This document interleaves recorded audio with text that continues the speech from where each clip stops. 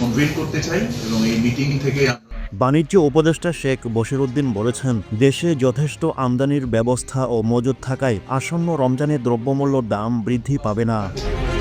রবিবার 2 ফেব্রুয়ারি রাজধানীর একটি হোটেলে খাদ্যপণ্যের যৌক্তিক দাম বাজার তত্ত্বাবধানের কৌশল অনুসন্ধানক শীর্ষক নীতি সম্মেলনে এই মন্তব্য করেন তিনি। এ সময় শেখ বশিরউদ্দিন বলেছেন, এস আলম পালিয়েছে, তবে বাজারে তেমন কোনো বিপত্তি সৃষ্টি হয়নি। দেশে যথেষ্ট মজুদ এবং আমদানি ব্যবস্থা রয়েছে, যা বাজার স্থিতিশীল রাখবে। এ সময় তিনি আরও বলেন, বিগত সরকার রাষ্ট্রীয় প্রতিষ্ঠানগুলোকে ধ্বংস করে দিয়ে যায়, তবে এই পরিস্থিতি থেকে বেরিয়ে আসা সহজ হবে না। হ্যালো ফিনিশ ওয়াইনউড লিমিটেড, আসুন আমাদের বুথ ভিজিট করুন, আমরা আপনাদের ডোর টু ডোর পৌঁছে দেবো আমাদের প্রোডাক্ট।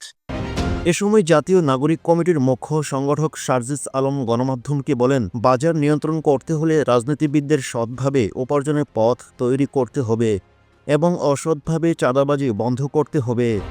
তিনি বলেন, ব্যবসায়ীদের লোভ কমাতে সরকারের কার্যকর পদক্ষেপ নিতে হবে এবং বাজারে লোক দেখানো মনিটরিং বন্ধ করতে হবে।